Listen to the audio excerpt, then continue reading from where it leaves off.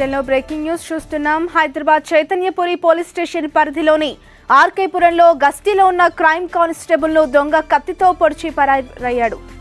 ఓ మహిళ మెడ నుంచి చైన్ లాక్కెళ్తున్న దొంగను ప్రసాద్ రెడ్డి అనే కానిస్టేబుల్ పట్టుకున్నాడు. అయితే కానిస్టేబుల్ తో తలపడిన దొంగ కత్తితో పొడిచాడు. ఆ తర్వాత కానిస్టేబుల్ కు చెందిన వాహనం తీసుకుని పరారయ్యాడు.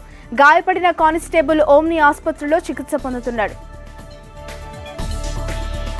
ఇక దీనికి సంబంధించి మరిన్ని వివరాలు కరెస్పాండెంట్ తిరుమల అందిస్తారు. Tirumala, good morning. చెప్పండి, కానిస్టేబుల్ పై దొంగ కత్తితో దాడికి సంబంధించి ఎలాంటి అప్డేట్స్ ఉన్నాయి? ప్రస్తుతం కానిస్టేబుల్ పరిస్థితి ఏ విధంగా ఉంది? అతని దొంగ ఆచూకీ ఏమైనా లభించే ప్రయత్నం కనిపిస్తోందా?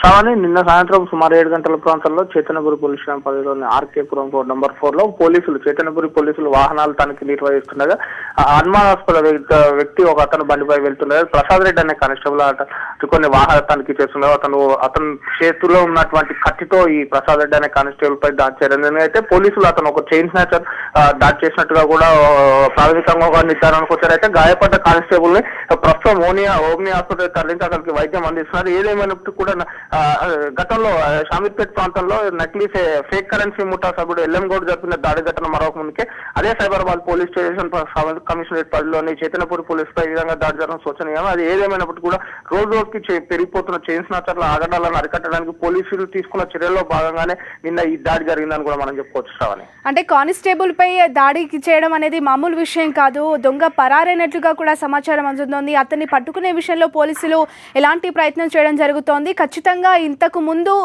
ఎలాంటి చోరీలోనైనా చేసి ఉన్న దొంగనే ఈ ఉదంతానికి పాల్పడినట్లుగా ఆయన అనుమానిస్తున్నారా?